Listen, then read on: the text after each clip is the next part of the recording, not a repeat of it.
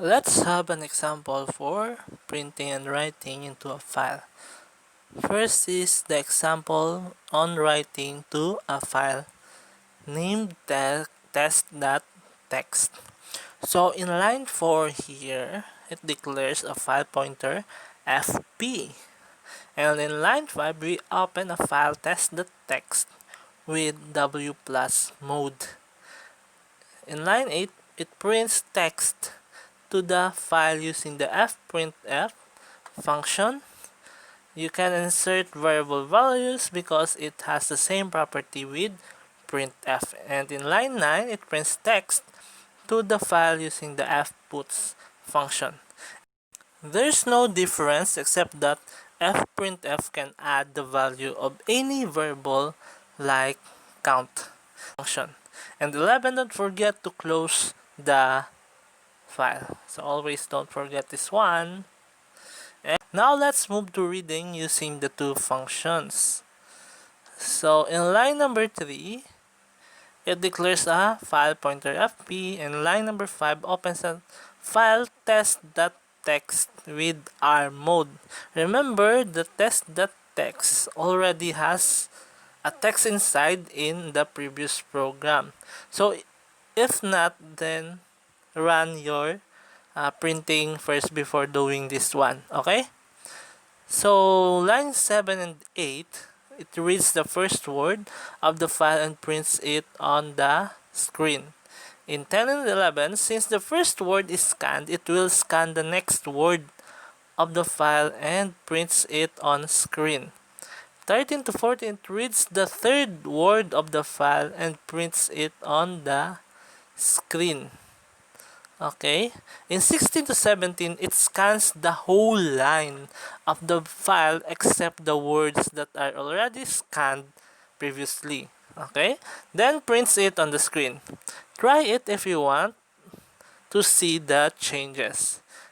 In line number 19 and 20, it scans the next line of the file and prints it on the screen. And in line 22, it closes the file. The last example is a working program. It is an AI program named SC. But how did SC learn to talk? It is from all the users, not necessarily the current. It stores all the messages of all the users, and the AI replies the user using those words. The AI randomly picks one from those words. Okay, so in line number 11, it declares a file pointer again, fp. In line 12, it opens the file sc.txt. So all the words used by previous users are stored in that file, and the mode should be append. In 14 to 16, it is an introductory message to the program. 17 to 19, it asks for the name of the user and store it to the string name. Then 22 to 25, it prints SC's greeting message to the file and close the file. And 27, it opens the file on read mode. In 28 to 32, it scans the file from the start to finish and prints the last appended message. SC's greeting message to the current user. It displays the message and close the file again. Then in line 32 to 54, the conversation of SC and the user happens here. So in line number 34, it opens the file on the append mode. 35 to 36, it asks the message from the user. 37 to 40, special messages are quit and Q to stop the talking with SC. But before quitting, closing a file is a must.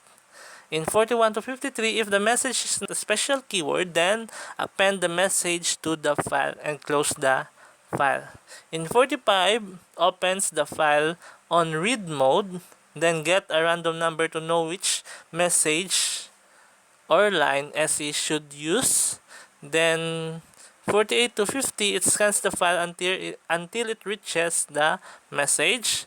51 to 52, it displays the message and close the file.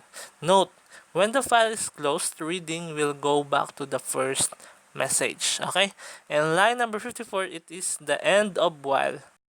So why it is 1 in the condition? Answer is it in the discussion. So please try to run this and see what happens. I have a good news, there's no assignment, but there is a laboratory number 9 and it is the end. Thank you and goodbye.